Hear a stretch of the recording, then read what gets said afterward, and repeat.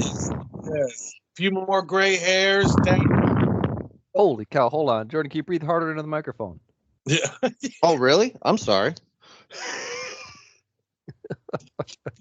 Is that better? Hey, don't make Yeah. fun of me. I'm Kensational.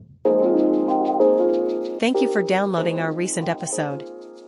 For more episodes like this, go to movieguyspodcast.podbean.com for more episodes. Enjoy the show. It happened. Hashtag bring back the boys. Our 10th year anniversary special. Eric, I'm joined with you, but also Ed. We haven't heard from you in 5 years. How the hell are you doing, Ed? Well, let me just tell you, as somebody who's been friends with Jordan for a very long time, it was the best 5 years of my life. Feelings mutual. No, guys, I'm so happy to be joining you for this. I mean, to be a part of it from the beginning, and I've done a couple of things with you here and there, but 10 years, boys, 10 years. We got some stories. We got some Something stories. incredible has happened in a decade, and it's not just these gray hairs and Jordan's mane. All right, it's something special you guys have done, and I'm just happy to be back, to be a part of it, to celebrate what the work you all have put in over the last 5 years has really been huge, and that's awesome. Well, thank you. Hey, when you do something you love, it's not work, right? It's the only thing that's sane. It keeps us dads sane. It's just like, oh, it's Thursday night. It's podcast recording night. Yeah. I have an hour and a half of peace. Yeah. Listen, if I didn't yap to Jordan about a movie that I watched, then I would be driving Sarah crazy, and probably everyone else that who would listen to me. Like, guess what? Did you see this movie? And they're like, no, I didn't. Well, too bad. I want to talk about it. So you're gonna sit and you're gonna listen to everything. Talk with about movies are my kids and my 70-year-old assistant, and then unfortunately none of them are into the same things that I'm into. So normally it's just every once in a while, though, to be fair, over the last 5 years I have sent a text in the group chat about something I've watched because I just couldn't hold it in me. Yes, you have. What is the last movie you have seen, Ed? Whether it be new, old, Netflix theaters, the last movie at this time. Oh boy, I mean, I've got, to be fair, okay, the absolute honest to God truth was Red One. Yeah. Okay. No, that's on the schedule for January. So I've got teenage boys, and I've got a 3-year-old, and a Christmas happy wife sitting in the other room. And to be fair, I absolutely loved it. 'Tis the season. It's I'm not a Christmas movie fan. I mean, I'm normally would just say no. I like the classic Christmas movies. Let's not do not start the debate. I won't. But they knew exactly what movie they were making, and went full hard. They went hard into it. And yes, they did.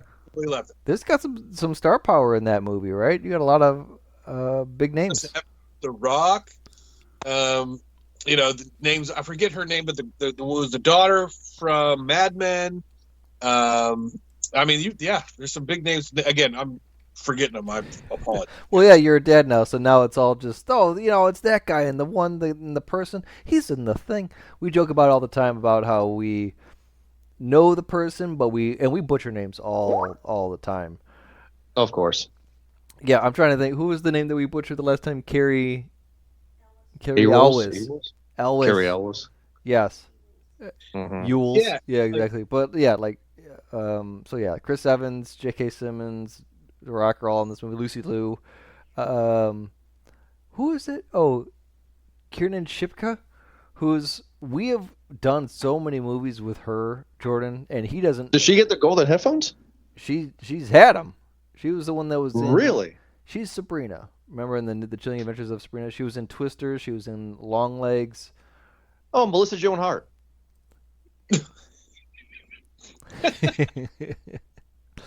I don't know if she has golden headphones yet. I think she's one movie away. So after we get Red One done, then we'll ship her the golden headphones. Gotcha. Yeah, the big thing I'm excited about that I watched before getting on the recording is you boys check out the Superman trailer. Oh yeah, Oh. I'm excited Oh. for that one. Oh my god! And what is it? Krypton dog? Crypto dog? Yes. Crypto dog. Yeah. It is a dog. No, don't they call him Crypto dog, or am I pulling it out of my rear end? Isn't it just crypto? Is it just Crypto? Well, and we're forgetting about Nathan Fillion as Green Lantern. A lantern. A lantern. Yeah. not Green Lantern. What's his name? Yeah, and it is just crypto. And Nathan Fillion is with that nice Lloyd Christmas haircut there. Yep. Looking great. This movie looks great. I cannot wait to review this one. This one looks good. James Gunn is going to deliver again. I really hope so. The trailer looked pretty cool. Superman is honestly, I've said this before many times with you guys, that he's my favorite superhero, just because I feel like he is the one superhero that goes through, maybe X-Men is a different argument, but goes through that whole inner war, that battle of just like, he's doing it because he knows that he's a good person. He was taught by two good people between his parents, his adopted parents. He knows good people and that they're worth saving, but there's a world around him that just hates him, right? That ridicule him, that are afraid of him, and that try to go against him. And he's in that torn kind of thing of like, do I help these people? Everyone's worth saving, even if they don't like me. And I've always appreciated that.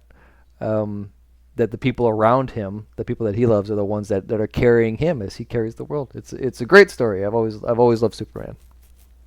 Yeah, I'm excited. It's tough because like since Superman 2, all Superman movies have been shit. Really? I mean, what was the Brandon Roth one? What was that one called? Superman Returns? To the dumpster. Yeah. I mean, it may have been but okay, so just Superman Returns. Just to ask, was Superman Returns following the OG Superman movies, or was it its own thing? Like, what were they following that story arc? You'd have to ask Bryan Singer, I guess. Okay. Because this was I was just curious. after. I know that movie was based off it was based off events that he had left, right, and he's returning to Earth after 10 years or something like that. He's been missing. Sure. Yeah. Because he's trying to go find the remains of Krypton, kind of a thing. Then he comes back, and Kevin Spacey's been doing stuff behind curtains, I guess. And then Cal Penn just shows up for some reason, and I've told you that many times, where he's just like there on a computer, not saying any words. He's the guy in the chair. He doesn't. Yeah, it's just like what? I'm the chair. What is Kumar doing here? We reviewed that. And I don't know if you know this, but for the longest time, I was trying to get retrospective series into the Movie Guys shows. Yeah. But we never could figure out what to do. It was actually Eric that came up with the idea. The idea is we do one retrospective series a season.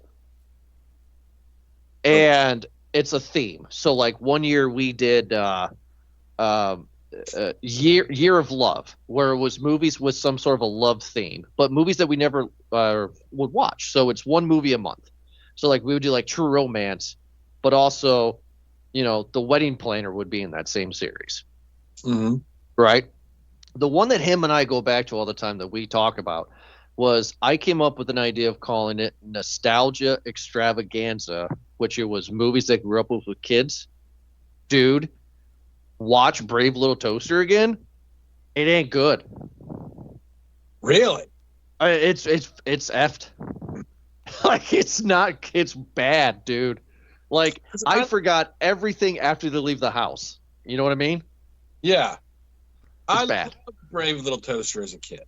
Yep. You do. Yep. So Watch did we. it as an adult. So did And we. as an adult now, I have to watch it with my daughter and be like, and because I don't See, now I'm disappointed in myself because I should know this movie by heart because I pretty much wore out the VHS tape as well. Yeah, Right. exactly. So, Eric, tell Ed, because this was a big part of me bringing this up. Part of this nostalgia extravaganza series that we did was we also reviewed The Mighty Ducks. And Eric changed my mind. And he's going to tell you the story and how he has this theory. But the story and the theory is Gordon Bombay is a prick. Yeah. Go, Eric. As we were watching, I think we were just doing the first one, or we were doing the whole series, right? And as we were doing that, I was like, all right, well, we got to watch all of them and just keep on going down the rabbit hole, because after watching the first one, it's like, I didn't realize that Gordon Bombay is just an ass. He sucks. And then going into the deep dive, they had cutscenes because it showed more of him being a douche. There's apparently a scene where he is so drunk that he throws up on the side of the car or something like that. And yeah, so all of his actions are entirely selfish. He pretends he's all for the kids, but he just sucks. He doesn't. He makes horrible decisions. Anytime he catches a whiff of a female, he's like, well, kids, bye. Dad's got to go get some tail. And he just ditches them. That happens. In Watch both the movie movies. again. In both movies, he does that too. Does not take any accountability, and he just sucks. And I feel like the other coaches that are represented in both movies are better coaches, except for maybe the first one. Who the heck's that guy that plays the main coach? You know what I'm talking about? For in the beginning, the Hawks? In the beginning of the movie, yeah, for the Hawks. No, I don't know his name. But what he's saying, Ed, is that, I mean, I forgot about Mighty Ducks. Of course I knew Mighty Ducks, but I haven't seen it in years, Coach right, Riley. Ed? But but the plot is Gordon Bombay is a lawyer, and he's so full of himself, he drinks and drives, and his punishment is community service. And these kids, these latchkey kids, are playing hockey on the ice, and he drives his limo on the ice and is like, I'm guessing your guys' coach now. I don't care. I'm just like, what? Yeah, he wants to just. He almost comes up with the deal with the kids. He's like, listen, kids, I don't want to do this. You kids just want to bail out of your responsibilities of being like a school. So how about we just have this little agreement where we just come around here, we screw around for like an hour or two, and then we just go home. And then Charlie's mom comes into play, and he goes, "Oh, wait a minute, who's that? Some possible action I could be getting? All right, kids, gather up now. Coach has got to do some stuff here." And really puts on the play. And again, the same thing happens when in the second one when they go on travel to do the Pee Wee World Series or whatever the heck that is, the Stanley Cup. I don't know what the hell they're doing. It's like Junior Pee Wee American Olympics. I don't know, something like that. And then the Swede girl, who's from the enemy team, comes by and she's like, "Oh, Mr. Bombay," and he's just like, "Oh yeah, that's right. Screw these kids. Let's go out to dinner." And, yeah, he does. And he does. And then he comes back. And then where'd Charlie's mom go? Anyway. Yeah, go ahead. Remembering like the stories, the way you guys could clearly seen them. Is there no redemption arc for him? Isn't that kind of the point? Is like all of these kids everybody has the redemption and they win? Is there no redemption for him in this movie? He holds the trophy. In the third movie, I feel like there's a bit of the redemption because he plainly does show affection for Charlie, and he really does care, and he really admits at that point that he realizes that he wasn't the best, that he realizes that he could have done more, and he really admits that what he was doing was nowhere to the same level as the coach at the college that they're at, who's was it Coach? I had it, Coach Orion. The third movie. Yeah, Coach Orion. And he's just like this is what a coach is supposed to be. This is a guy who's, and that's a moment heart to heart. Remember when Coach Ryan takes his the paraplegic kid that he has, and on the ice and plays the music and just kind of skates around with it, and he's really having heart to heart with Charlie. I think that kind of, if anything, were to give him some sort of redemption, that would be it. But for the most part, he kind of just leaves the kids. He lets them skate through a mall, like. He does in the first one. You're right. You're right. It's one of the, go back and watch it. Like, it's one of those things that as a kid you're like, oh, okay, this is great, and this is awesome, and this is fun. And then I guess you go back as an adult and you're like, that is absolutely irresponsible. I would not want anyone like that parent around that coach around my kid as a parent. The one out of the whole thing, so we can move on, the one that still holds up as it did then, as it does now, I think you agree with me on this one, Eric, in this retrospective that we did, was Heavyweights. Yeah. Ooh, good one. Heavyweights. And I have a theory that Ben Stiller is the same character as he is in Dodgeball. Because he's playing the same character. It is. I can see that. I can see. My favorite part of the movie is when they're going on their jog at the end, and he just jumps off of a mountain and goes on a limp branch. And he's like, "Look at me, I'm big and strong." It's like, "No, you're not. What are you doing?" That movie was fun. Oh, that was a great movie. really That movie held. There's, I think, a few others, but yeah, I would agree that Heavyweights really was just like, oh yeah, this is the magic's coming back. Yeah, but Toaster Man, check that out. It's everything after the house you just forgot about, you know. Apparently. And you're just like, excited where's this? for Ed to rewatch dark. this movie. Well, now I have to, because I'll just show my daughter. She'll never know the difference, and I'll get to watch it, and I will text both of you and be very disappointed and mad that both of you have ruined this movie for me. Hey, the music's still we good. ruined it for ourselves. Yeah, the music, dude. We ruined it for ourselves. We recorded the episode, and we were both pissed, and we didn't think that was going to happen.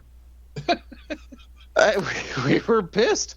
Like, what happened? It threw us off a little bit. But yeah. Have you seen any other Christmas movies? Not to get off too much on a tangent. Is it kind of a Christmas season? So are you watching like any must-haves or the traditions? I mean, I will always watch It's a Wonderful Life, Miracle on 34th Street. But the ongoing fight between myself and my oldest, and we have T-shirts the size of this, by the way, of course, Die Hard is the quintessential Christmas movie. There it is. God damn it. It is the Christmas movie. Jordan, stop breathing the microphone, Jordan, if you want to talk about this. Sorry, go ahead. I'm getting heated up. I'm getting heated up because I am on the side that it is not. That it is action movie first, and then it just happens to have Christmas around it. In which case, so is Red One. Santa Claus is literally in that movie. Okay, but you have he gets dressed up as Santa Claus in the doc. Like there's magic in Red One. There's fantasy. I think that's there's magic in Die Hard. He escapes, saving his wife. How is that magic? He saved his wife and his marriage, and killed a terrorist. Yeah, it was magic that was able to endure what he had endured. You guys have a odd definition of what magic is. Eric, by your definition, what is a Christmas movie? Something with fantasy, I guess, would be the big part of it too. So a lot of it with actual like characters representing fictional like figures from Christmas. So Jack Frost, Santa Claus, an elf, because we know that all those don't exist. Rudolph. If a reindeer is talking in a movie, that's probably a Christmas movie, right? Like, so then by your definition, you've disqualified all of Hallmark. I don't consider Hallmark a real company. I mean, we did watch Hot Frosty. They make their entire world revolves around Christmas movies, and they're all the same three things. Some highfalutin executive from some shithole small town goes back home, and it's typically a really pretty woman whose boyfriend just loves her too much and smothers her with love, and then she runs into the old flame or the guy that owns the bait shop with the and has a kid, or he's some goofy handyman that helped out her mom, and all of a sudden now the high-powered executive fall in love with the small town. Like there's no magic there. There's no Santa Claus. There's no talking reindeer. Sure. They're going off of like the spirit of Christmas. Someone's going back for the holidays for the reason, and sure, but and those parts I would argue for Hallmark. And by the way, its entire basically existence is going off of cheesy romance and then just themes around it. Because that same story, if you could take out Christmas and put in any other holiday or any other season, and you have the same exact movie. Hallmark is just so dang cookie cutter. So in that part, then, why isn't movies like Lethal Weapon considered to be a holiday classic? Because it doesn't just have to It doesn't just have to be revolving around Christmas. Although that is a key theme in Die Hard, and the Christmas miracle of him getting his wife back and saving her, and the added bonus of killing a terrorist. We can all agree that killing terrorists is important, but it is the holiday that brought them together. He went from New York, where he's a cop, to LA, where his wife now lives, because of Christmas with his family, and goes to this Christmas party just as an aside to kind of meet who she's working with. And yes, okay. Plot point one: Nakatomi Tower gets taken over by terrorists, but it's because of the holiday, the holiday party that they're able to do this. So you wouldn't be there if it weren't for the Christmas holiday. I beg to differ. So you could, sorry to cut you off, but I think you could put in any other excuse for holiday, just because the point of it was to get them out of the office, and I just don't think that it is a central part of it. You're looking more at the terrorism. And the same part, I had to look it up because I had to find the movies that were like this. Chuck Norris's 1985 classic Invasion USA would also be a Christmas movie, because the terrorists come to destroy America during Christmas, and they use a bazooka to blow up houses in that one. So enjoy that movie, everyone. Well, having never seen that movie, I can't speak to it, but that's okay. We can't have action movies be Christmas movies. Like you wouldn't think of Gremlins as a traditional Christmas movie. I would. I think the entire reason they have the Gremlins is because they're Christmas presents. Right. You can't write Happy 4th of July, sparkle sparkle on his shirt. No. Now I have a machine gun. Ho ho ho. Yeah. See what I'm saying? Now I have a machine gun. Let freedom ring. Damn it. And he delivers presents in the forms of bullets to terrorists. Absolutely. Sure. Listen, I get what you're saying, but I guess I'm going off of it is that, like, if that's a Christmas movie, then you're stretching the limit, and you're basically, the other part of it is, and this is a part I really cannot argue, is the people, what you watch, what your tradition is around the season.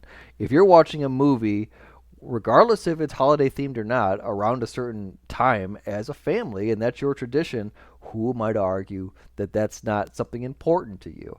I do feel, though, that, again, this movie didn't catch wind that it was a Christmas movie until around 2006, when a few edgy nerds on the internet were trying to be cool and say, oh, me and my dad, we do this.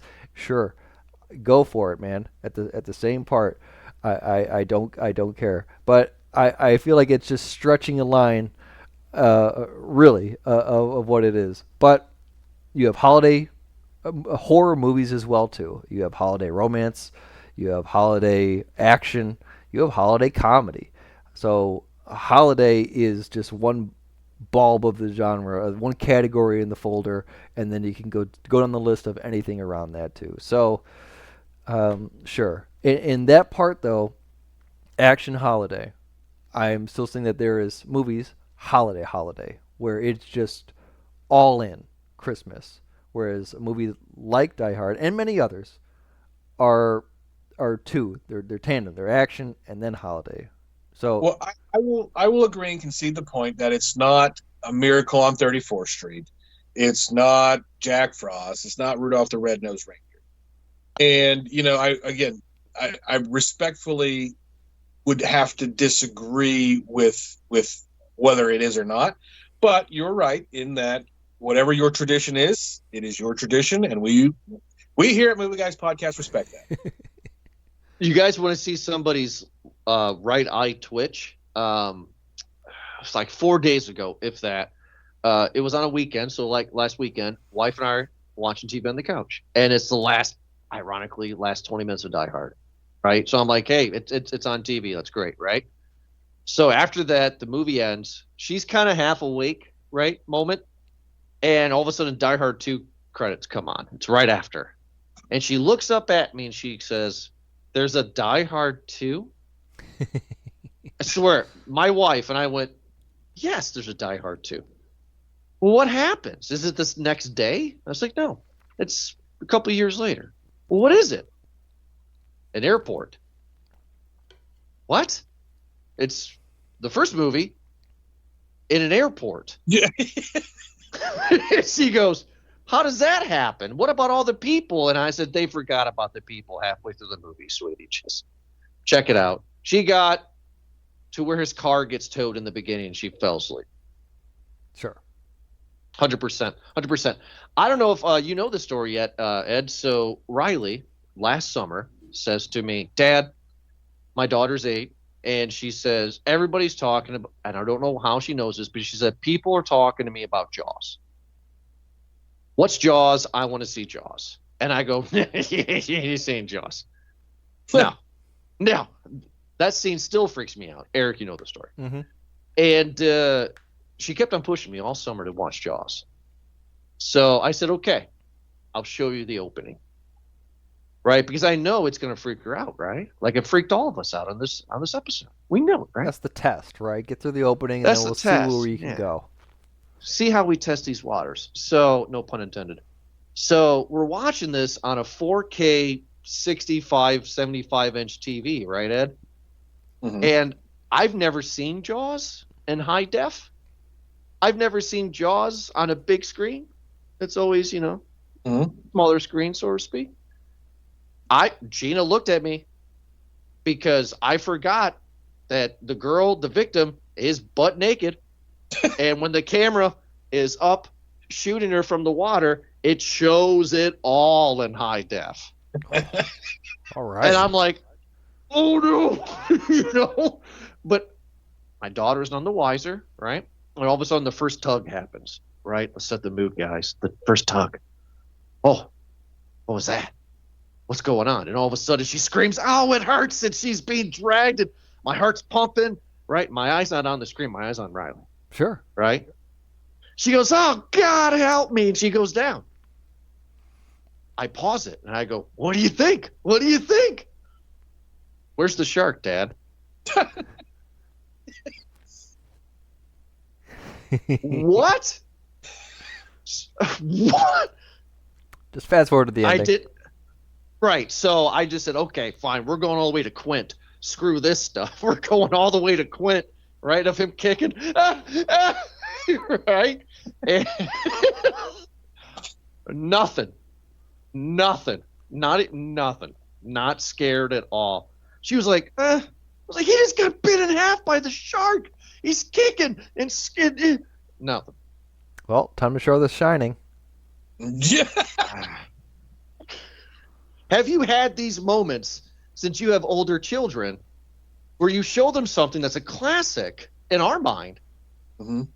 that the reaction is not the same? Yeah, and you know what? This is going to be the most heartbreaking for me to tell you. Star because- Wars. Yeah, Yeah, I knew it. yeah. It's they knew that Darth Vader was Luke's father, and it didn't hit them the way it hit us, and to be fair, I mean, they're smarter than I was, but that doesn't mean they're smarter than two entire generations. Sure.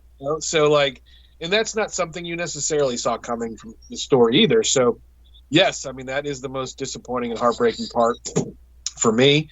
You know, I can't say that I can remember off the top of my head anymore, but things that seem really cool to me or to them are kind of hokey in a lot of ways too.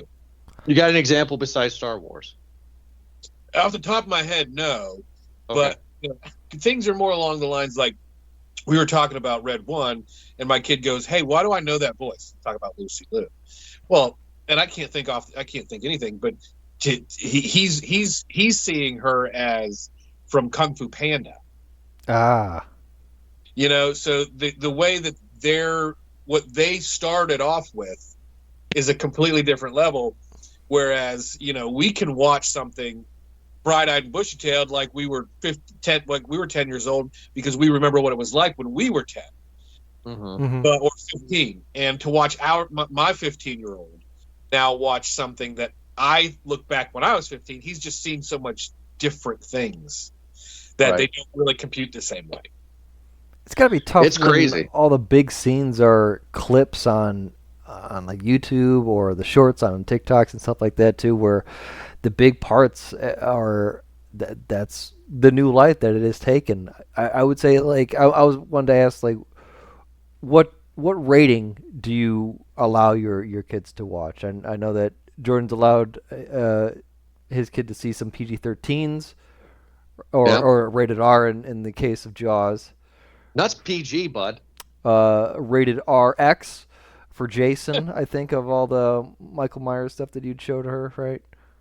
Never showed her a single one of Michael Myers. Continue with your story. But like, where's your limit? Where's your cutoff? Yeah, so my boys right now are 15 and 14. So I wouldn't show them like a hard, like, I wouldn't show them Game of Thrones in terms of levels of sex that goes on. Yeah. But, you know, a booby here and there is not going to hurt them. I mean, they have phones and they're 14 and 15. But like on the violent scales, you like maybe not like a Texas Chainsaw, but like I wouldn't mind. I'm okay showing it to them now. I mean, they're again 15 and 14. I have no problems with that. But I remember going and watching what was it? Return of the what was the one where what was the Return of the Living Dead where it was in a morgue? Yep. It's Return of the Living Dead. It came out in '85. Yeah, I remember. I saw that, and I mean, I was like 10 years old. We were renting that movie. Oh, it was scary. You know, so like they are more numb to those things. But I, as a responsible parent, I wouldn't show them the nude stuff more than a boob here and there now. And then as they get older, then we'll watch Game of Thrones when they're 18. I feel like 80s like was a great time for horror, a great time for action. You had a lot of those in there too. But I think what really shined for the 80s was a lot of the family pictures. It was a lot of good fantasy because they had to do a lot of prosthetics, and so a lot of scene changes were there, a lot of discovery.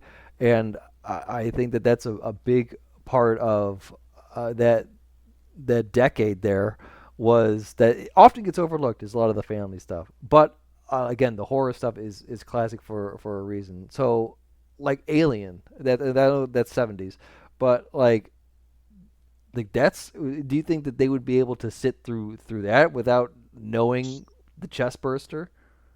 So to be fair, they probably don't know that specifically. Like that's not something that would ever be on their radar, but they know Alien, and because they play Fortnite, for example, and it's on Fortnite. Oh man, it is. Well, it was. I don't know if it still is. I gotta play Fortnite. but also they've seen like the last 3 that have come out, and I know that they've seen Alien versus Predator. So you know, if I went back and show them Alien or the first Predator, to them it feels like rudimentary. Like the 15-year-old all the time comments like the graphics on this are terrible. Oh my goodness. Well, dude, this was before I was born. Yeah. These movies came out. And this is good. This isn't, they're not graphics. It's it's Indiana Jones. It's claymation. They had to find a way to make it melt. It's not really melting. They had to do what they had to do at the time.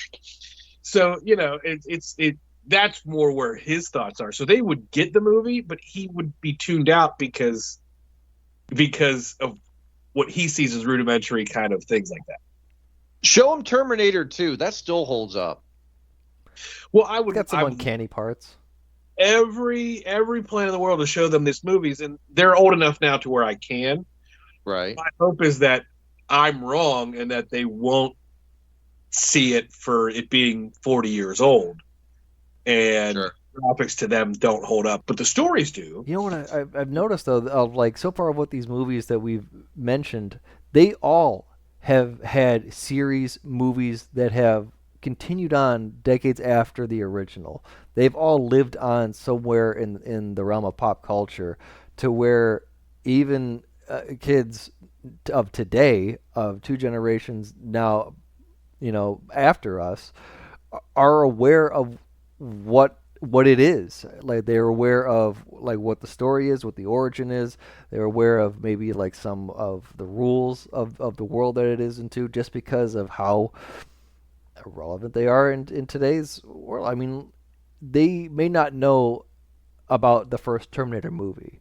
I would say willing to bet that a lot of kids maybe not have seen the first Terminator movie, but I'm pretty sure they know what Terminator is. Right. I'm willing to that's bet. a good point. What it is. Same with Alien. They may have never seen 1, 2, 3, or any of the originals, but they probably know what a xenomorph is. Same with Predator and a lot of those other monster movies. But we had talked about the monster movies, Jordan, when we did Terrifier, because of how those icons keep on going and going. And you may not have ever seen a movie, but you know who Chucky is. Right? That's true. Because Riley didn't know what Jaws was. She just heard it was a shark that ate people. She didn't know of the barrels or the woman being tucked down or That's any why of that you got to show her Deep Blue Sea and say, "This is Jaws." That's right. They swim backwards. Shark ate me. Yeah, it's just true. And Ed, you and I have had this conversation off air before, but I refuse to do 1, 2, 3 for Star Wars. I showed Riley episode 4, and that was a chore. And I showed her 5, and when it got time for Vader to say the line, didn't affect her. She was like, okay. Yeah, and I don't know what your rules are with your daughter, but I mean, I doubt that she has her own phone, but she probably has phone time or a tablet with established time on it. And, even like my 3-year-old, I give her time on my phone on the YouTube Kids app. Yeah. And, and they're playing, like, her version is like they're playing with toys, like grown adults playing with toys, and she watches those, but they're Star Wars toys. Now, she doesn't know that I love Star Wars. There's no way. She's 3 years old. Mm-hmm. But she said to me last week, "Daddy, could we watch Star Wars?" And I melted. Oh, okay. So what are you gonna do? Well, so I actually started to show her Star Wars Episode 4, and she stopped me during the scroll and said, "That's not Star Wars." And I said, "Okay, well, what's Star Wars?" So we were on Disney Plus, and we're scrolling through the little Star Wars section, and it's the cartoon with like the young Jedi kids. Oh, geez.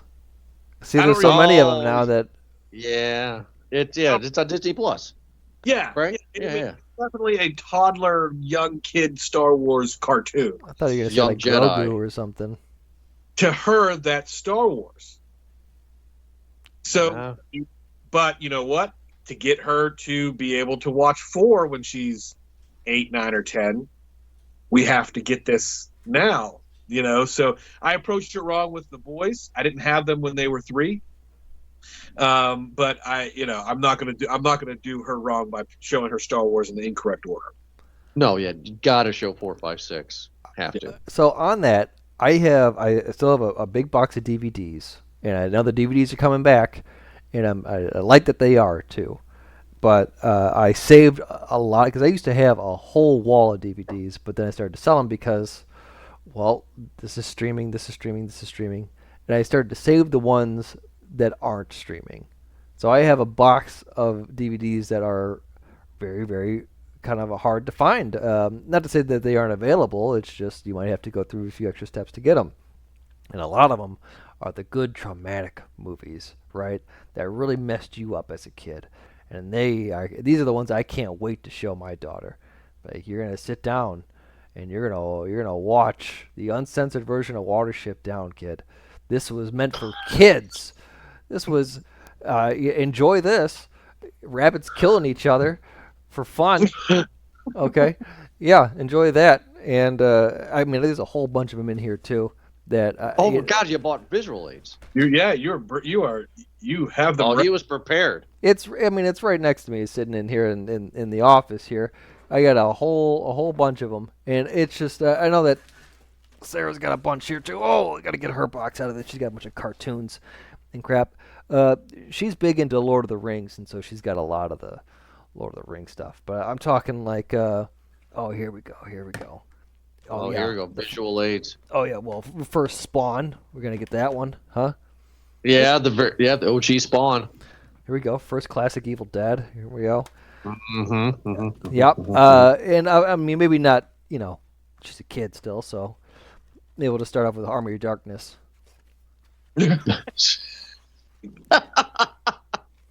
Army of Darkness. All right. Well, I'm digging too deep here, but I got. We'll try this one. Do you know that there's an episode on our website where my brother and Ryan did a show where they reviewed Army of Darkness, Beavis and Butthead, and I fell asleep during the review because I hated the movie so much.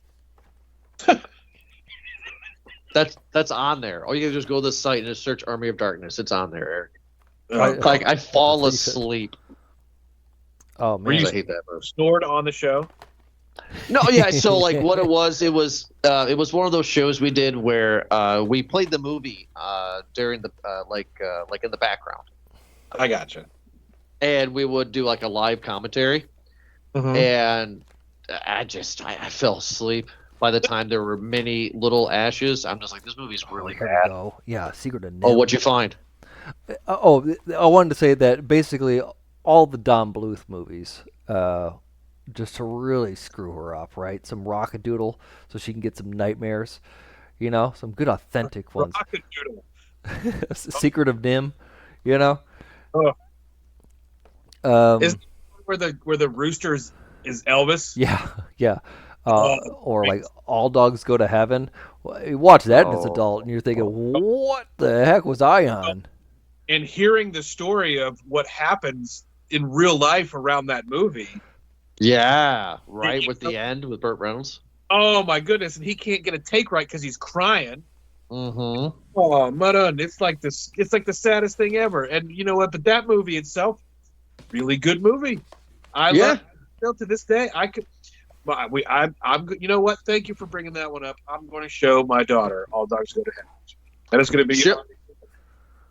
Show her. I showed Riley this summer. Show her Five Goes West, An American Tale. There you go. One of my all-time favorites. She loves The Rescuers too. By the way, is that the same thing? No, it's not. Well, it's not Don Bluth, but okay. Rescuers Down Under and The Rescuers. Yeah, Rescuers are fantastic, though. I agree with that. What's some more Don Bluth? Oh, Land Before Time. Oh, fantastic! Right, so all these movies that are really just have traumatic scenes in them. Yeah, like it it's dying, and then the kids get separated because the Earth is falling apart because the meteor struck and is killing all the dinosaurs. It's because they were trying to get us tough, not soft like the kids nowadays. We know what it's like with Littlefoot. I call Riley Littlefoot. I do. And then, of course, Brave Little Toaster. He's an animator uncredited, it says. Right there. That makes sense with Brave Little Toaster. Yeah, I want to really get... But, yeah, that's maybe a good place to start, at least my adventure with her movies. There's a lot of other ones, obviously, to go into, but enough about that. And what was the last movie you saw in theaters? Oh boy. Unfortunately, it was before COVID. I have no idea. I haven't been to the theater since COVID. That long ago. Wow. We do intend to take my daughter, who's again 3, to go see Moana. Yep. Yep. I Okay, saw Moana sure. too. Yeah.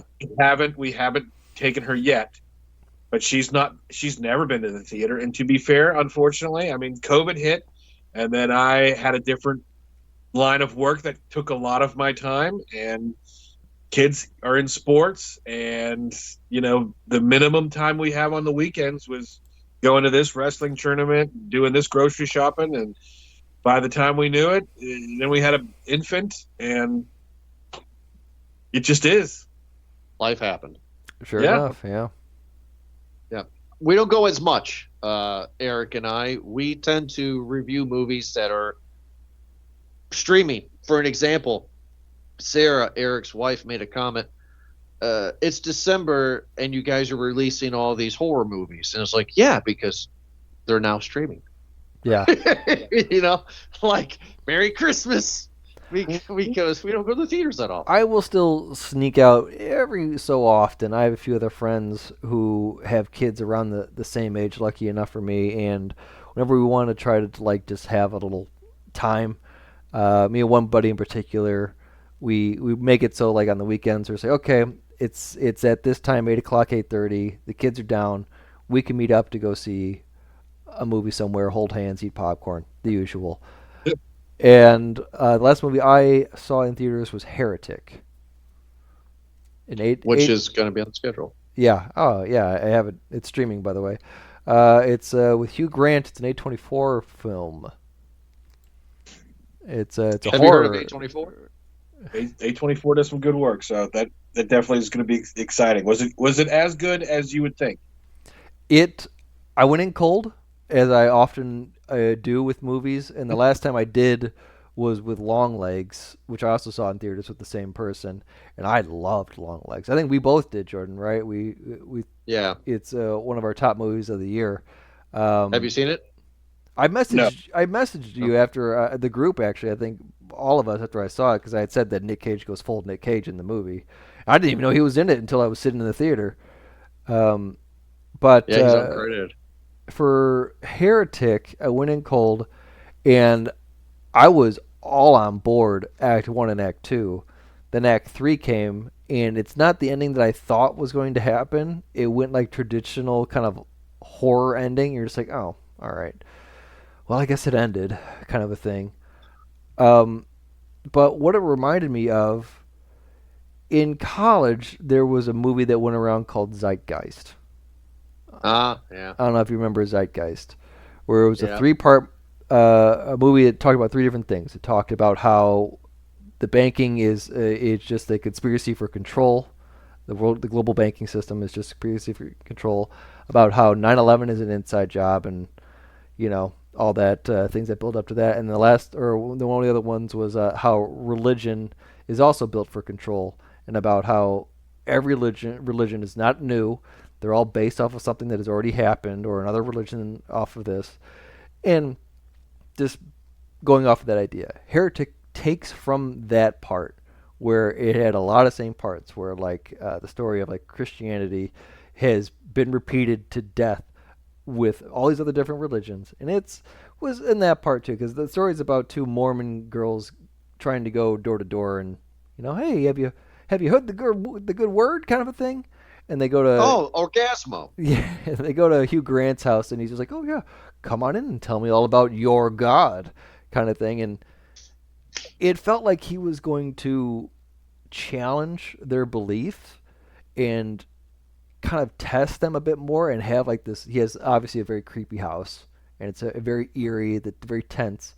And at least I was hoping at the end that everything that he had done to put forth was actually not threatening, that he was in control this entire time, and it was just a kind of a little bit of a scare tactic to challenge their faith, and then they would come out at the end and just being like, oh, you know what, maybe this whole religion thing is a bit, but instead it was, there's some killing, and not to ruin it for you, but like there's there's some killing, and Hugh Grant maybe has a chamber of caged up women somewhere in the house. So Yeah. just to kind of go off a lot on that, but I enjoyed it for the most part. I would still recommend Longlegs over this, but Did you guys what you're telling me, the story that made me think, did you guys review or watch The Whale this year? oh yeah, 2 years ago. Was it 2 years ago? Okay. See, I waited for it to come out streaming, and it was on Hulu or something. But anyway, that with the Mormon kid coming in, it made me think of that scene where he's like outsmarting the religion aspect of it, and that movie was so sad though. Oh, I love that movie. what, Darren Aronofsky making a sad movie? Yeah, I know. What? You What? digress. What? No, there was this 1-2 punch, Ed. We watched that, and then the following week we reviewed The Menu. Ooh, what a fantastic movie The Menu was. I love. That was a depressing couple of weeks for Movie Guys podcast. Yeah. Yeah, Yeah. that was kind of a weird. Sometimes the schedule gets a little funky. Yeah, Well, yeah. sometimes it gets funky. Yeah. Well, how could you know you're getting into Gordon Ramsay meets Dr. Zhivago? I loved it though, right? Because you didn't expect that, right? Because it was one of those movies where you think, okay, this is not going where it's obviously going, but it does. But what makes the movie so good for me is that he makes them wear s'more outfits at the end. Like that's the insult right there. And it's just like, God damn. There was a few movies this past season that Eric showed me. So we have our popcorn rating, right? Large, small, medium. But there has been some really bad movies that we've reviewed over these past years since you've been on, and we've added another rating. Bag of Kernels. Oh. A movie that just physically makes you angry. And not a lot have gotten it. Very few. One would be Songbird. Check that out. Halloween Ends got a Bag of Kernels. Yeah, that's That pretty movie. Oh, God, that got a bag. And what was the one? Eric said to me, hey, man, we got Midsummer. Yeah, he was like, hey, man, we got to watch Midsummer. Yeah. And I was like, what's So- that? So there's speaking of A24 films, I was like, okay, I want to watch these because I've been hearing too much about them and I haven't really seen them. So I made Jordan watch Midsummer first, and this might be my mistake because I had not seen either. So we watched Midsummer and then we watched Hereditary. Okay. I don't know if you've heard of any of those movies. I have heard, but don't know enough to speak intelligently in either direction. Sure. They are both by the same writer-director, I think, right, Jordan? And Midsummer, Jordan really just let me have it. Bag of Kernels. I enjoyed it. I thought it was kind of an interesting take. Yeah, it's kind of like, culty kind of a movie. Hereditary, though, that was a different type of movie. That was We got a medium on that one. Yeah, that one I think we had a lot more to talk about on that one because we were actually Right. talking about the movie on that one. Where I think of Midsummer, we were just fighting with each other. Right. So I want to paint this picture for you, Ed, and people listening can go back to the episode. But I want to paint the opening of Midsummer, which is so good. The opening should be the movie, right? The opening is black screen, right? Some rain, and a camera zooms out of frame, and you see a car, and the car's running, and it's outside. And you're like, what's going on? And then the camera pans down, and you see this like this big pipe, like this fireman hose kind of pipe, connected to the muffler. And the camera just follows this pipe going from outside into the house, right? And it goes up these stairs. It's not like some ranch house. It's a big house. And it goes up these stairs, and all of a sudden you turn the corner with the pipe, and you realize, oh my God, there are two people that are in their bedroom. Oh my God, they were killing themselves, right? Because of the exhaust. But then the camera turns and pans, and it goes to another bedroom, and it's their daughter with the hose in her mouth, Oh just completely looks like the girl from the opening of Ring. You know, I'm just like, where is this going? And then it's a complete ripoff of oh shoot, Nick you know what I'm Cage. saying? Nick Cage. Get it? Shoot, no, Just as a bear. there's a bear there. Nick Cage, Not Punch the Out Beast. Man. The Wicker Burning Man. Man, Wicker Man. It's a complete ripoff of Wicker Man. It goes from this amazing, I'm sorry to say, like suicide, like, oh my God, where's this movie going, to just forget about it. Now we're gonna go check out an occult. And I was like, well, this movie's old people having sex. Old people having sex. Oh yeah, I there just- was that scene. It's like, this is a bag of kernels. This is crap. I enjoyed it. I felt uneasy the entire time, but like, it's you know, I don't want to go off too much on it, but Yeah. obviously mixed feelings for that movie. Yeah. So You yeah. believe I have a bag of kernels. I do. I firmly Yeah. do. Yeah, you would believe it. Do you keep up with movie news, Ed? Is there like movies that you see previews for? You're just like, man, I can't wait to watch that one. Well, yeah, and a lot of them are things like, the unfortunate aspect of this is like I see previews, like we were just talking about Superman. Like I'm super excited that movie's going to come out next year, or you know, you see things. I can't even remember off the top of my head, but you know, and then it's just with an inability to go to the theater based on how my life has kind of turned in this time at this time. You know, and then I forget about them, and if it's just not on one of the streaming services, and then by the time I realize, oh my goodness, this is that movie that I had wanted to see, then it's, you know, oh wait, it's 2.5 hours long. I need to be in bed. I'm exhausted. So I feel definitely underqualified and underprepared to be having this conversation with you all right now. But at the same time, you know, like really what I've been kind of focusing on is kind of episodic things. Sure. You know, like I haven't finished it yet. I'm almost done with Man in a High Castle. I have not finished, but I'm almost done with The Jackal on Peacock. Oh man, Oh, I've On been that. I've been hearing good things because I recently just rewatched the old one again. I've watched it a few different times. I actually showed my in-laws it when we were up north, and they fell Bruce asleep. Willis one? They fell asleep during it. No, the old '70s one. That Bruce Willis one is nowhere near as good as the old one, which I believe sorry. this series Peacock is really playing close to. I think more of the book, but really Yeah. playing a lot more cues off of the original 1975. I think I want to say. Yeah, I don't remember what year it was, but they're, from my understanding, yes, they're a lot closer to some of that source material. But you know, it's got a lot of cool modern flair to it. Obviously, with all the tech and like the 3D printing of the guns and Yeah. but you know, I think it's, and the guy's a soldier in Afghanistan instead of, you know, it's more modern in that retelling. But you know, but then again, I mean, I've been watching a lot of like Disney flicks, like, you know, and it's made me think, and I just want to say this kind of out loud. What Disney's doing right now, to be fair, is like they're shoving really bad retread and sequels down your throats because they know they can do it.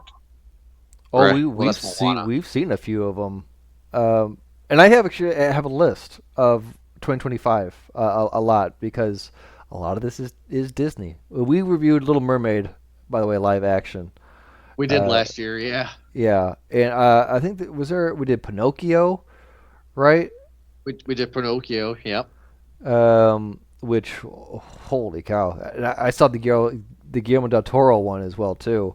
That one is a different type of Pinocchio, by the way. I don't know if you've seen that one. Not the Guillermo del Toro one, no, but with the one with Tom Hanks, it's like you're watching it and you're trying to be super happy because like your kid's enjoying it, watching it, and then you're like, this is just a bad movie. It just sucks. It was not good. That cartoon, again, rewatching as an adult, that was a little traumatizing. Just like, holy cow, like this is a freaky ass movie, man. Yeah. We reviewed Dumbo and we killed ourselves reviewing that one. Yeah, Tim Burton can. Never mind. I'm not gonna say it out loud. Yes. Yes. But yeah, in the state of Hollywood now, and I think we all know this, that you can agree, it is a lot of sequel. It is a lot of rehashing to live action. Because we're getting, Snow White, we're getting Lilo and Stitch, we're getting How to Train Your Dragon, we're getting, isn't there a few more? Oh, Moana, right? Yep, live action. Yeah, Lion King is now kind of CGI live action, I guess, if you want to call it that. But yeah, it's a lot, and at the same part too, or I should say, also, you're getting the sequels. So you're getting like a Smurf movie, right? You're getting The Bad Guys 2, right? Zootopia 2, Avatar 3, another SpongeBob movie, another John Wick movie. Well, that's a spin-off, rather. Another Karate Kid movie, another Mission Impossible movie. So a lot of Fast X1, if you want to call it 11. Finally, thank you, Vin Diesel. Yeah. What? They're calling it Fast X1? Well, Roman numerals would suggest that that's 11, Jordan. But is that what they're? No, but they would be stupid enough to call it that. I thought it was. They might have gone the Final Fantasy route and just call it X2. There you go. And you don't know. I gave the last Fast and Furious a bag of kernels as well. That movie's garbage. I give it a bag of butter, just straight butter. All Fast and Furious are Fast and Furious turds to flush. There you go. It's so bad, it's good. And then we now have, and you might just relate to you, and I don't want to assume, but because of your boys, we're now getting more Marvel movies. We only had one or two that came out this last year, and then even before that, they tend to went a lot of the TV route. They slowed it down, and now we're picking it back up again. We're getting Captain America. We're getting Thunderbolts. What else are we getting? I just had it here. Oh, Blade. Fantastic Four. Are we getting Blade, though? From what I understand, it's a no-go. Oh, yeah, you're right. I think they axed it, right? Yeah. They did? I'm pretty certain that they did, because something having to do with Wesley Snipes, even though he wasn't really in it. I don't remember. But anyway.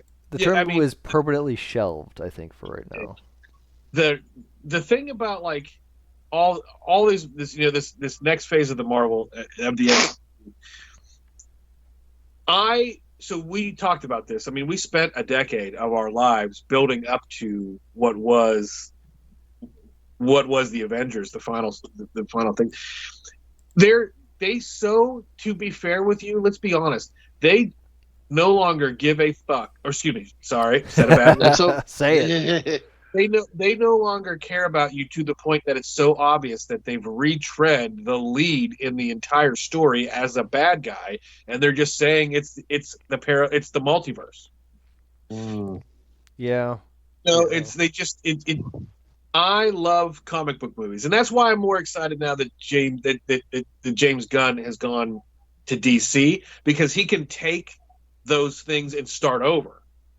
And take what had really and truly been bad movies, outside of a couple things.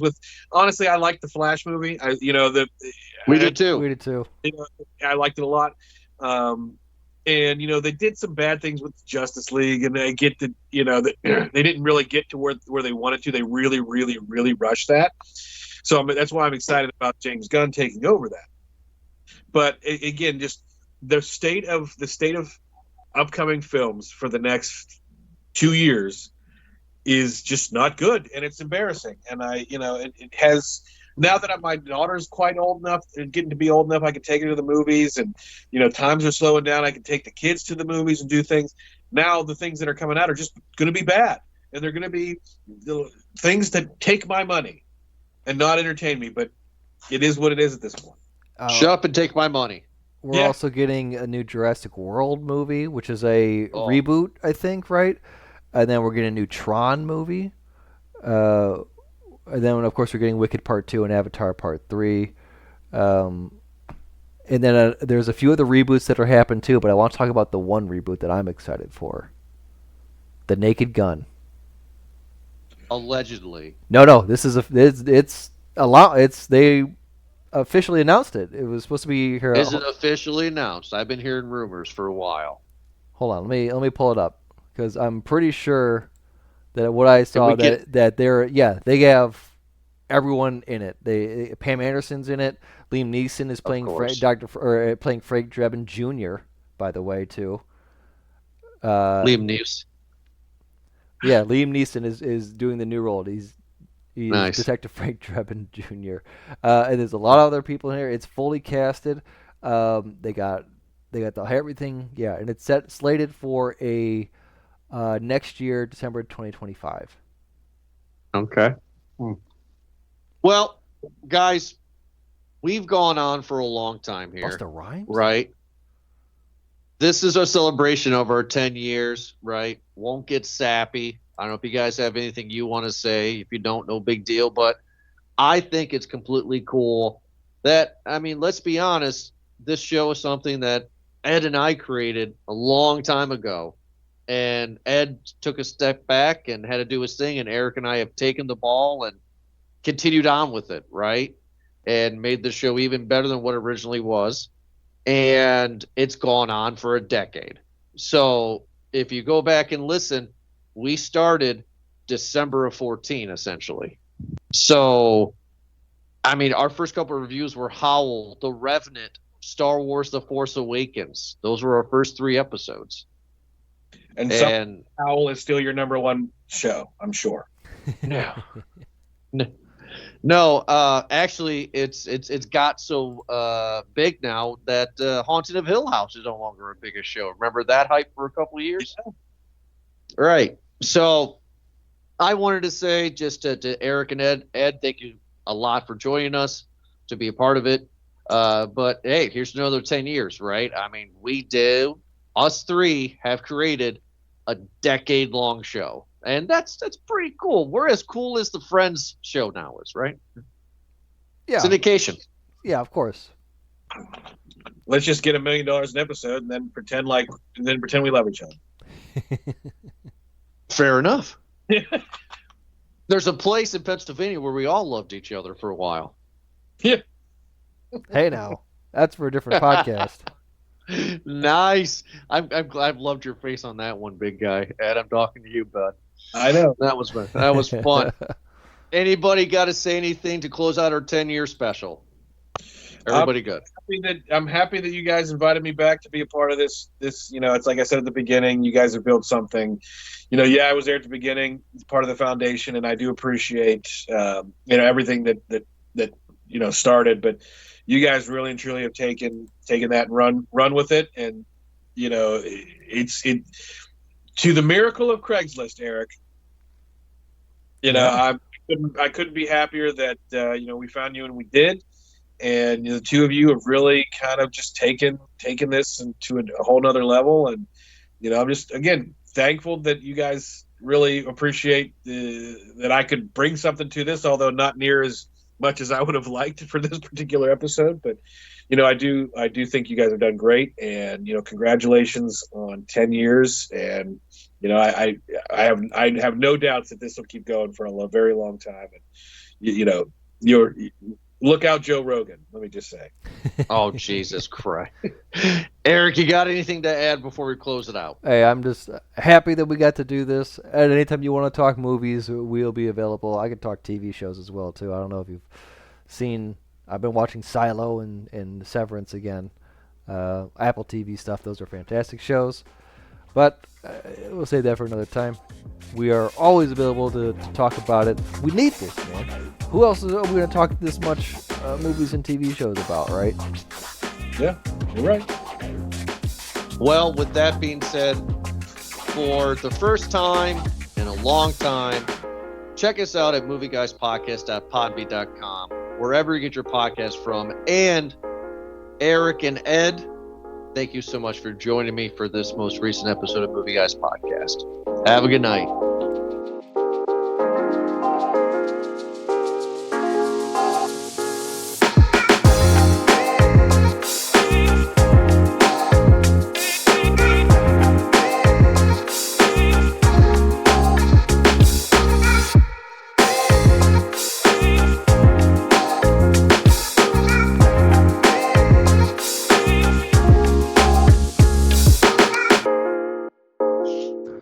O.J. Simpson trial.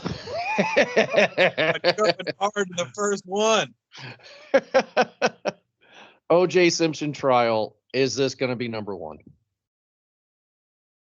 Well, I mean, I feel like since you're bringing it up first, there's definitely something that I'm totally not remembering right now that is going to gonna trump it. But like, golly, I mean, can you think of anything that was more truthfully defining now that we look back on it than, you can't even own a white Ford Bronco anymore without somebody saying something. I mean, it gave us a lot of great one-liners at times when one-liners came from cartoons. Glove doesn't fit, you must acquit, right? But unfortunately, the butterfly effect that nobody thought of is it did bring us the Kardashians. Yep. So that should drop it down a little bit, don't you boys think? That made a lot of people famous. Not even just that, but it made Johnny Cochran an icon. Yeah. Right? It made Judge Ito an icon. Yeah. Where are you guys going to put OJ? Oh, I know Jordan's tricks, and I know that he's going first, and first can't be top, right? Like there's got to be a cushion. Yeah. I mean, I would just say personally, knowing Jordan's tricks too, let's go with number 3, because there's got to be at least one that we know is coming, but also that we don't know is coming. Eric, do you agree? Number 3? I was actually going to say 3 too. I'm not even joking where I was going to go with that too. I feel like I'm going to regret that, but I feel like starting off quick, starting off hot, I don't want to burn it to the top and then everything's just falling after that. So yeah, let's go with that. Pokemon. Oh. The Pokemon came out 97, 98. It is a phenomenon. It gave us Detective Pikachu, the cards, the game, I Gotta Catch You, Pikachu. Right? Where do we rank Pokemon? And the biggest geocaching scam of all time. Well, look, to be fair, even to this day, I've got M's and ROMs on my laptop that play Pokemon Green and Blue and Red and all that. And it still could give you hours of endless fun, but they've also, I feel like, watered it way down since then. I remember going to the theaters and seeing the Pokemon movie, and then going to seeing the second one, and Mew and Mewtwo and all that cool stuff. I remember like it almost defining the late 90s for me, not being too big into the card itself, but nowadays you've got cards that are from then that YouTubers are buying for $2 million, multi-million dollars. So, I mean, it's got to be at least in the top 5. I still have my cards. Like I kept them, and I got rid of a lot of like the basic ones, but the nice premium ones I keep in a binder, and I still have those.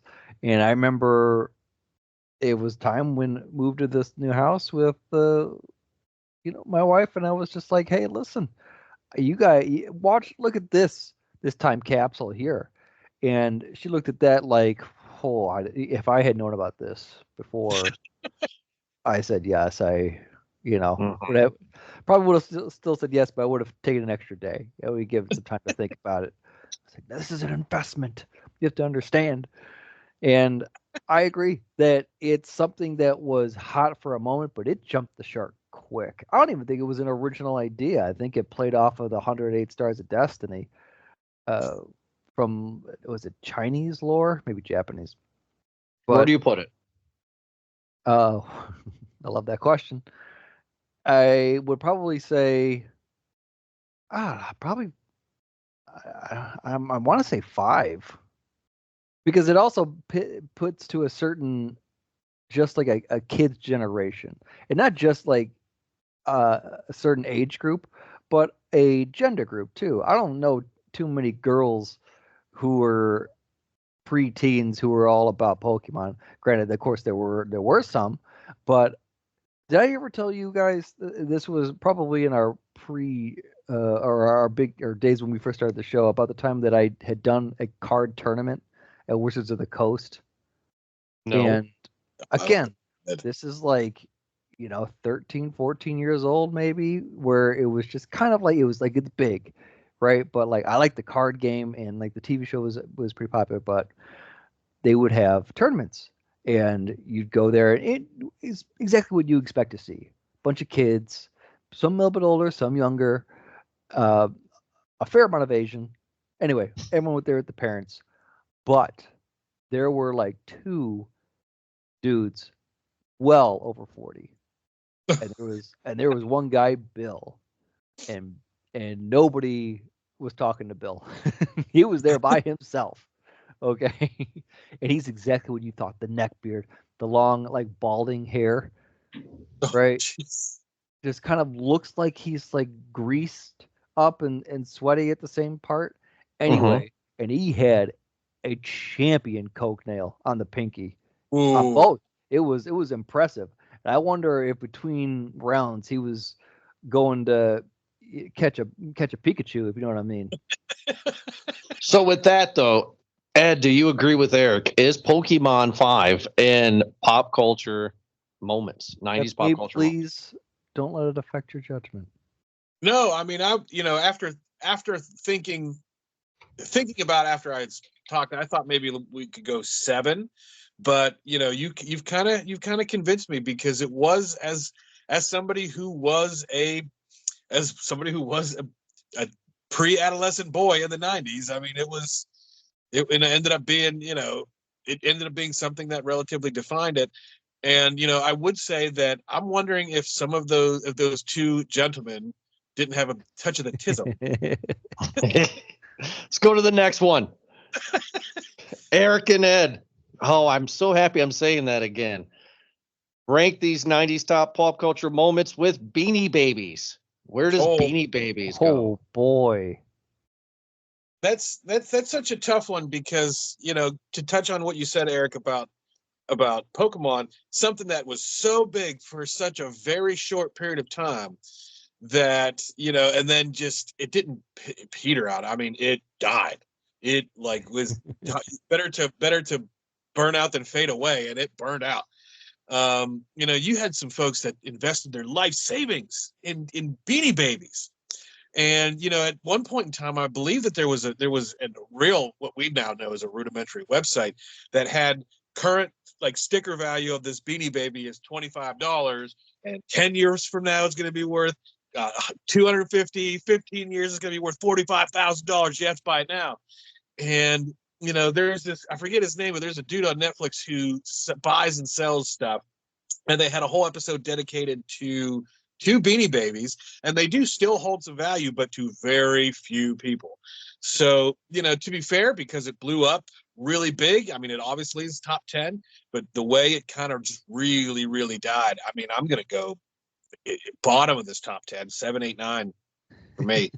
Where are you going with that, Eric? Oh, I'll put Ed's on there first. Which one? Are we just doing? Are you just doing this as? You're doing a collective, yeah. Oh, doing okay, a collective. then. Yeah, listen, I would agree with that. In the same part of Pokemon where you had to collect them all, it was most certainly seeing adults kind of, because Pokemon was more kids, right? And Beanie Babies were kids until adults caught wind of it, and then it became them. And I remember, again, another moment where it just crashed out for me. And this is after like Teeny Beanies came out at McDonald's, and I had some stuff from some Beanie Babies too that were pretty cool. And yeah, you had your few, and like the guy, the Red Bull one, and an armadillo, and these are cool because they're not completely feminine, but whatever the heck. I remember we went into a Gags and Gifts because we had caught wind, I think, that they were supposed to get a shipment in because my sisters wanted them. And my dad talked to the manager, and he's like, all right, we're going to get a shipment on Saturday at this time. Okay, we'll be here a little bit early. And I remember walking in, and they didn't even bother to stock them. They just threw a box in the middle of the floor, and there were adults that were just clawing at it.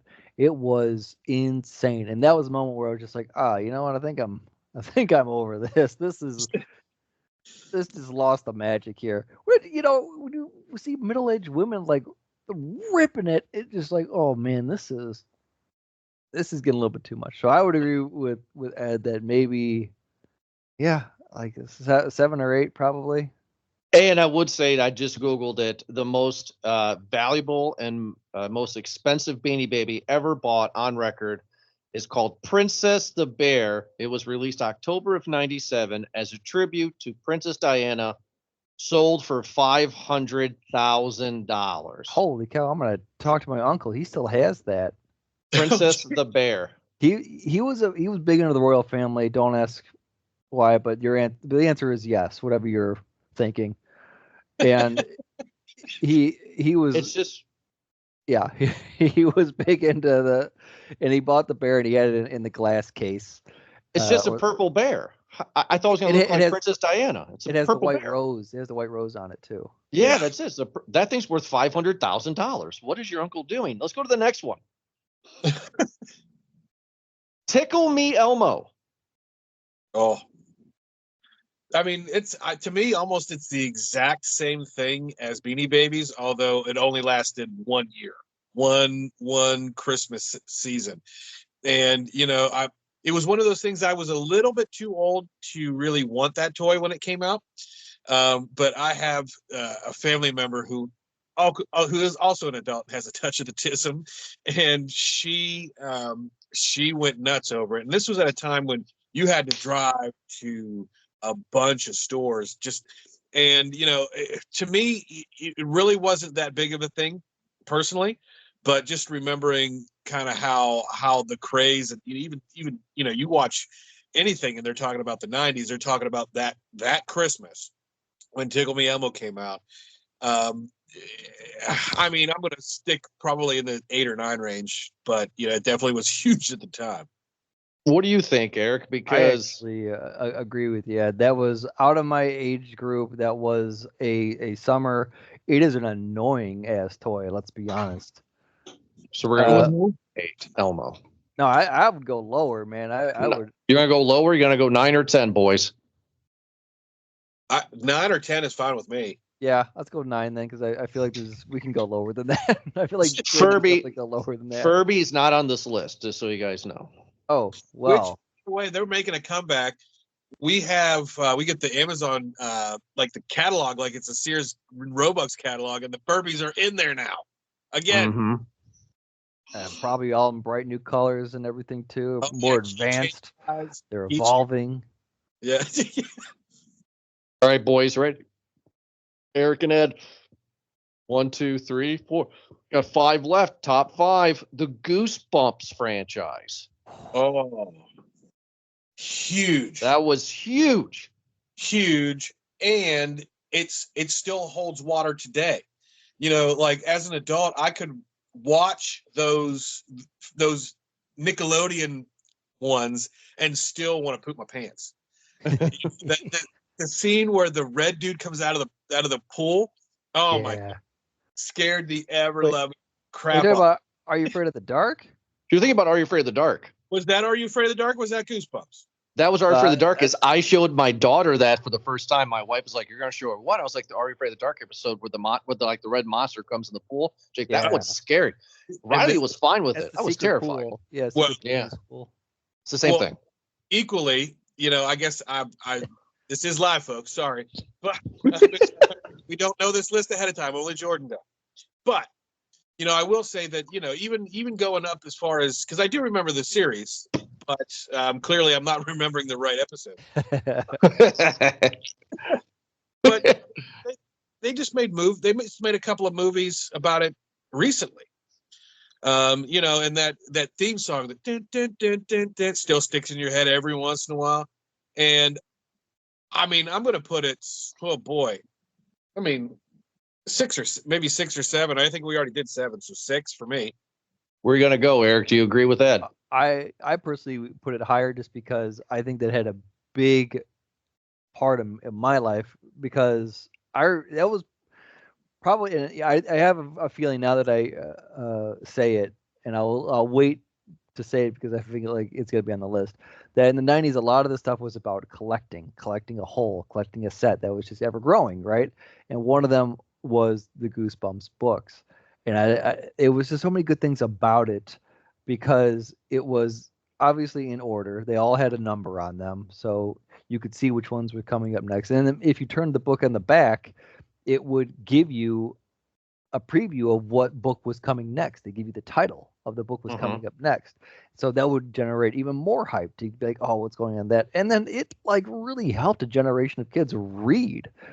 And I think that was great. I know that was a big part probably of how I kept on reading independently as a kid in like third, fourth grade, was just collecting on that.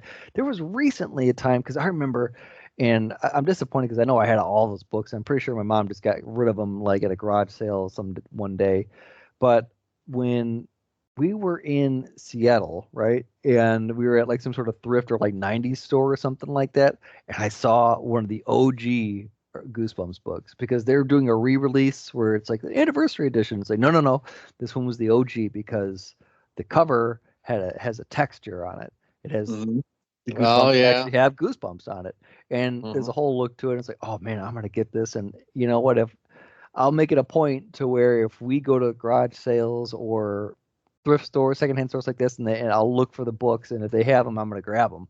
But yeah, like the TV shows, I used to watch them, and there's a few genuinely good ones, like the books that were even transitioned well into the show.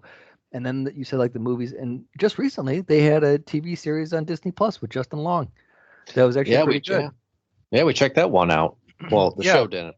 We did. I really enjoyed that. It really has a part of me. I could talk about a lot of the series, a lot of the books themselves, just because it was just good story writing. It really was, at least for the most part of it.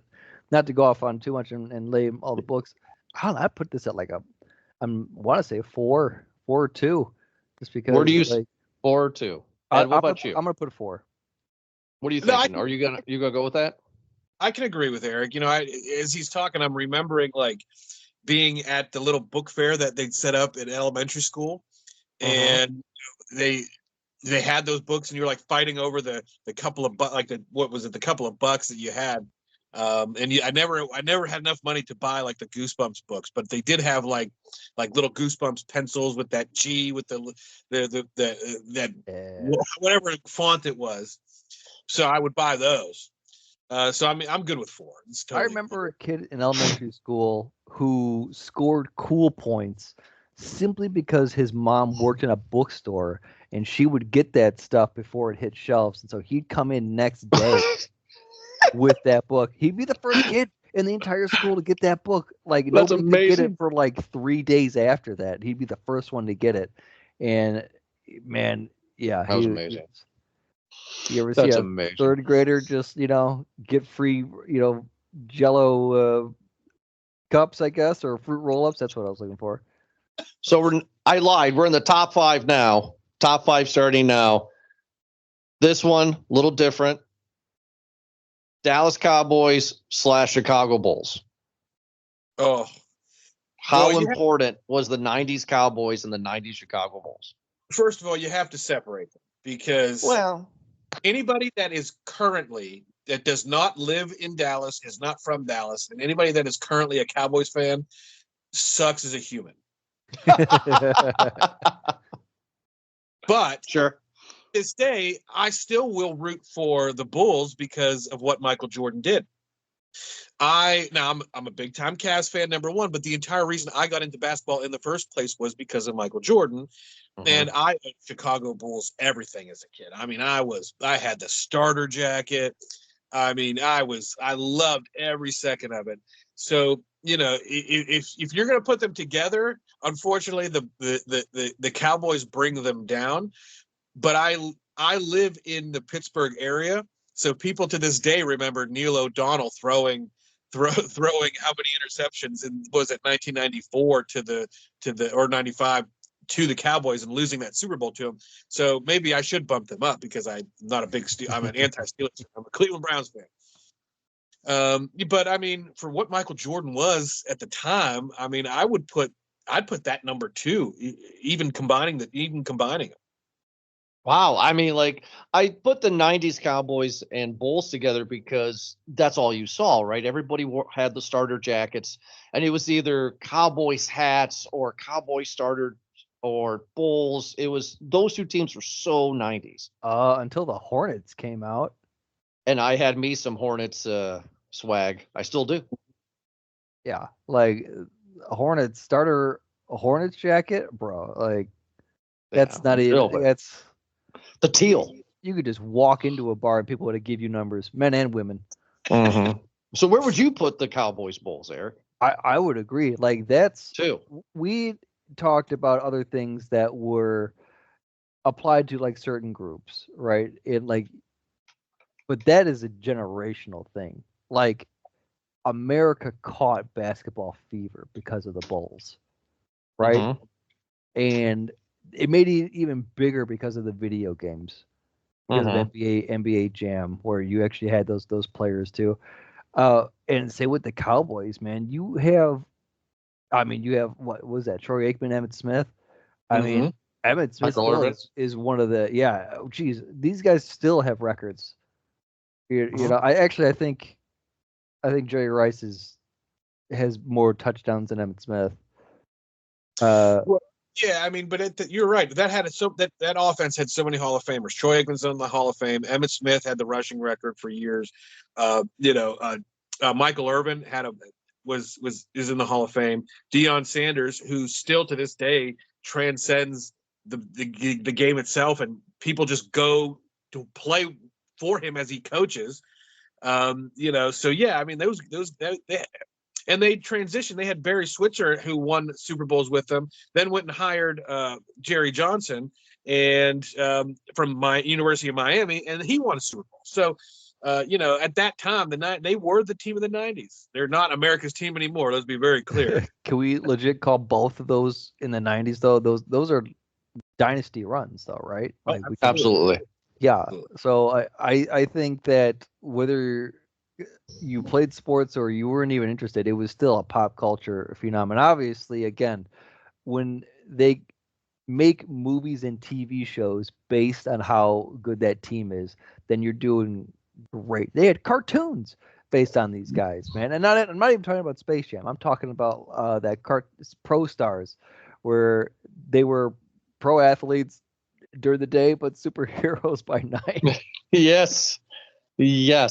Those Hey, were things. those were things. And then just Those were yeah, things. I agree. Then you obviously just had the close, and it was just an iconic run between both teams. Yeah, sure. We have number 1 available, number 6, number 8, and number 10. Eric and Ed, I'm hoping Where do you're you going to say what I'm thinking for number 1. Let's go. where are you going to rank Y2K? Oh, Boy, that was the first time I ever saw my dad actually scared. Was before that, because he wasn't a computer guy, and he to this day he talks about this thing that as an adult, he was a stupid idiot, got a virus on his computer, but he typed something in and it like turned legitimately all the Y's to K's on his computer for a period of time, and it like would open up the CD-ROM drive. Mm-hmm. And now looking back, it's like, you got that. You were definitely trying to download porn, dude. But but then it spawned something that was, to me, was even bigger, which was the run of Chris Jericho in WWE. Y2 Jericho. Y2J. So I mean, it's definitely up there. But I don't know that I could put that number 1. Especially because that was 2000, not even the 90s, Jordan. Thanks. No, it's 1999. Well, technically, yes. So, Roy, you're going to want to save number 1. Okay. I will put that. I'll put that down. And what we got? 6 or 8 left. We got 1, 6, 8, and 10. For me, I'll put that number 8 for me personally. Eric, do you agree? I mean, for me, I put it at 10. And here's my stories that come with it. 2 stories. One, I remember that New Year's Eve. I remember going to my aunt and uncle's house, and all of my family was there. I didn't realize it then. I thought it was just like a typical kind of New Year's Eve party, but I think it was one of those where they were a little freaked out, where they're just like, okay, if it's all going to happen, let's all be together as a family. And then when the world blows up, we can all just kind of be together kind of thing. And I didn't really take any seriousness into it. And the reason why is because of the second story. I still have a cousin, not to say had a cousin.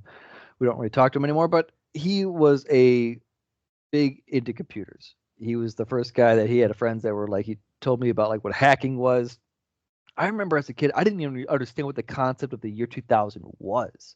I didn't. It just Mm. didn't even hit in my head. And then he's like, "Oh yeah, that this is coming up, right?" And I'm like, "Whoa, that's blew my mind. That's so future." And I remember uh, when the first scares came out, and he's just like, uh, "I'm not worried about it." And he moved down to his computer. He's like, "Here, watch." Boop, boop, boop. And he's like, "Hey, I can turn the it's at 2000 already. It's like I can just I can adjust the clock to 2000. It's just resets to zero by the default. It's not a worry. And when I hear adults talking about, oh well, it's the bankings that, and I really realize now that it might have been just been a big scare from a lot of Silicon Valley just for people to spend billions of dollars on upgrading software that was already had the default in there to not do anything. So it wouldn't have crashed anything. It wouldn't have done anything. It would have just set back to zero because zero is always an option. And I think that was basically what that was. And so it is such a disappointment. And I don't know, we didn't really buy into that scare. So was it fun? Sure. But everything was Millennium. Remember, like, Mhm.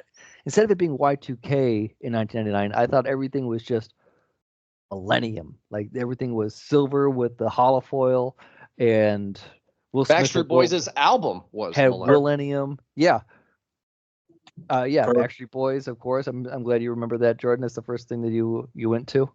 No problem, because I want it that way. So Yeah, okay, no, it so makes okay, sense with that shirt on. so you're gonna place it at 10 or 8. What are you gonna do? What are you two guys gonna agree on? Where's Y2K going? I'm fine with 10. I'm fine with 10. You're fine with 10. All right. So here's the big one. You better. It's in my head, Jordan, and I swear to God, you just better come through. It's my number one. It's not gonna come through. I'm gonna disappoint you. All right. We have number 1 left, number 8 left, and number 6 left. I already know where this is going. TRL. Oh, Damn. wow. Wow. You want to talk about something that I rushed home to watch every single day. But I mean, at the end of the day, it really didn't have. I mean, it was big on pop culture. All the new music came out there, but the minute they had, what was it, making the video, Yeah. they no longer did that on TRL. So they took the song or the video debuts and put it on that making the video one. Mhm. It kind of lost its steam, and then Carson Daly, I don't know what in the world happened to him other than he's like on the Today Show now or something, or like Good Morning America. But I mean, what do we got, 6 left? You got 1, 6, and 8. I'd put it 6 for me because it did define kind of what I was doing at the time. But it was another one of those things that just kind of it you know for our era, for our age, yes, it had a big effect. But on folks that were older than that actually had things to do, they didn't probably even know it existed. Eric, what do you Yeah, say? I agree because it exposed me to a lot of new music that I probably wouldn't normally listen So we're uh, saying 6. to be quite Okay. honest. But it did jump the shark on a few parts with Tom Green and "Want to Be a VJ," if you guys remember that. Little Yeah. bum bum song. Yeah, the Bum Bum song and Dave Holmes and Jesse Camp competing to be a VJ. I remember that, but this also gave birth to Limp Bizkit, Korn, Eminem, right? All these big Well, bands at the in time. Kid Rock, no, that was just And kind Kid of Rock. in the era of rap rock. That was just kind of, yeah. I don't know, like the rise of the frat boy, right? Yeah. Mm-hmm. All right, I got number 1 left and number 8 left. I already know where this one's going to land. And Eric, I have disappointed you. Star Wars Episode 1: Phantom Menace. Listen, we both know where this is going. But just pencil it in, put it in. It is number 1. It was the most anticipated thing of the 90s, and all thanks to George Lucas needing another bazillion dollars.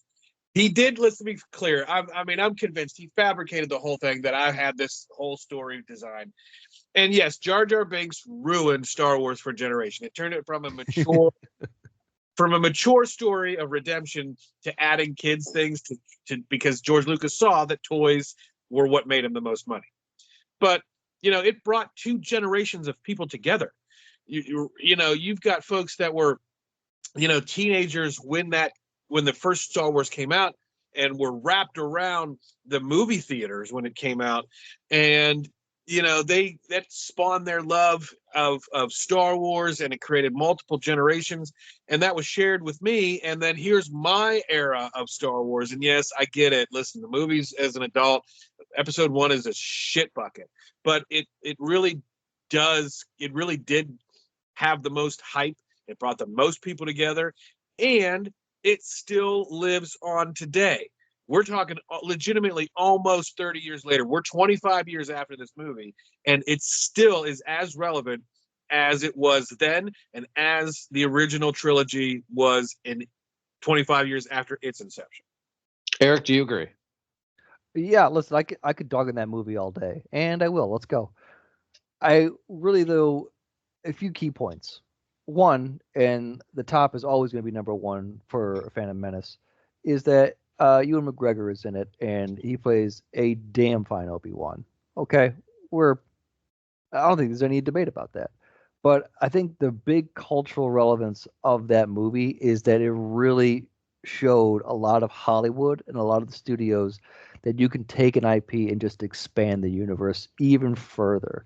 You could make these prequels into a trilogy. You could make characters have their own trilogies. You could really just milk the crap out of something that you own. And it doesn't have to make everyone happy. It doesn't matter if it's relevant or canon to the story even. It doesn't matter if it's offensive. Who the heck cares? Because it lives on at this point through the internet. When I remember, I think Star Wars Episode 2 was maybe one of the first movies I pirated. It was either that or X2.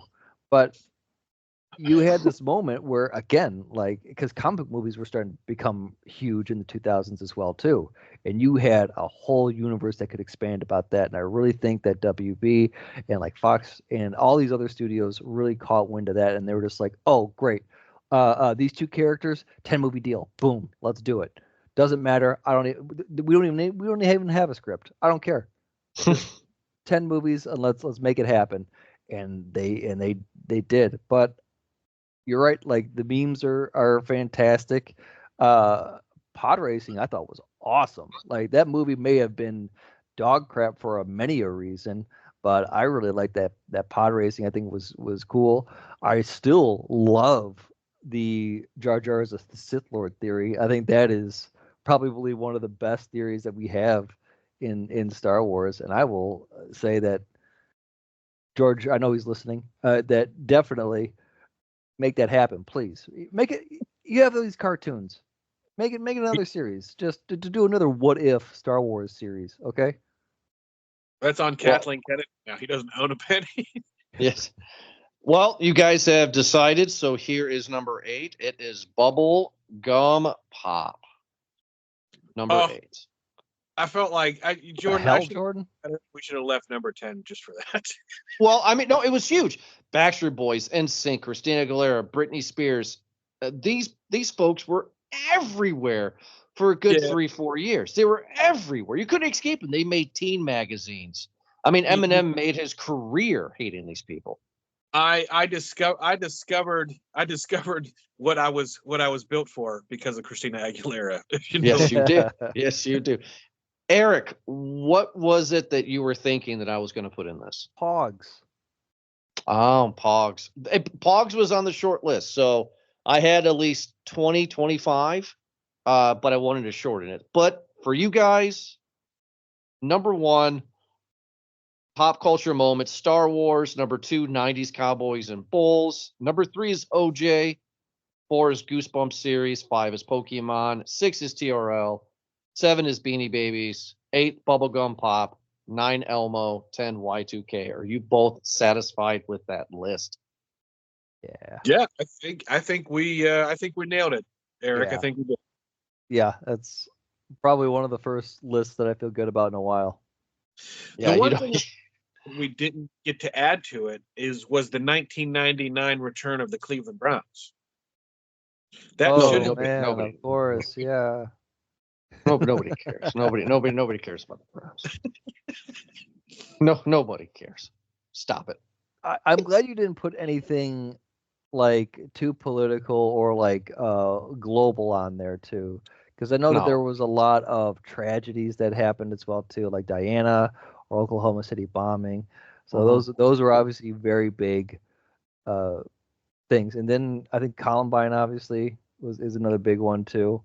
I thought there would be distasteful. I mean, OJ, he didn't do it, right? Well, yeah, OJ is another thing because that becomes so. I mean, that becomes there's just the comedy and how poorly operated that whole thing, that whole debacle was, right? But at the same part, just like Ed brought up, like you got other people famous like of Kardashian family, but yeah, I don't want to go Oklahoma City bombing, like, oh yeah, that's number one, woo! It's like that just seems a little, you know, Diana dead, yeah, that's number two. Yeah, Diane, I saw the show. Yeah. No, actually, there was not to show my hand, but there was actually a short list. So, like, I had like Toy Story 1. That was a cultural phenomenon. I just had Disney movies in general, right? You had like Lion King, that was so big. Beauty and the Beast, like those were really big moments. I had Woodstock sure. '99 on here. Yeah, Woodstock you know what? '99 was on this. You're right actually, because the '90s were the end of, was that '90s officially the end of the Disney Renaissance? Was it early 2000s? I would say so. I mean, they clearly are having a huge comeback now, but everything's been retreads with their comeback. But at that time, I mean, we had what? I mean, I don't remember. I'm not going to get the years right, but Mulan, Lion King, Toy Story, Aladdin. Aladdin was huge. Aladdin was 92. Lion King was 2 years after that, right? 94. 94. And Toy Story was 95. you had like everything that they still hold today. If you were to go to everything related to Disney is still based around those films and Star Wars. Sure. Yeah. You know, you'll get your Frozen in there, you got your Moana in there, obviously. But I mean, those are the recognizable characters. You go to Times Square, you don't see Anna from Frozen, you see Woody and Buzz. Now those are people trying to steal your money, but we know what that is. But they're the recognizable ones. Is it? Yeah, we're noting that Disney of this. I don't want to be that guy, but like all the stuff that they had created was already stuff that was existing. Like it was stories and movies that were already created, and Yes. Disney was just like, oh, yeah, we can take this story that's been around for generations and put some cartoon flair on it, and Yeah, Lion King's Hamlet, right? Lion King is Hamlet. Hamlet, yeah, but also the Japanese story Kimba, right? Sure. Hamlet is what I'm going for. Well, Yeah. and they're still there's a Mufasa that's coming out. They're now making Yeah. live versions of the films that they made in the early to mid 90s and making prequels and sequels to those live action films that are now retreads. So, yes, but that, Yeah, here we go. Kimba the White Lion is a 1960s movie.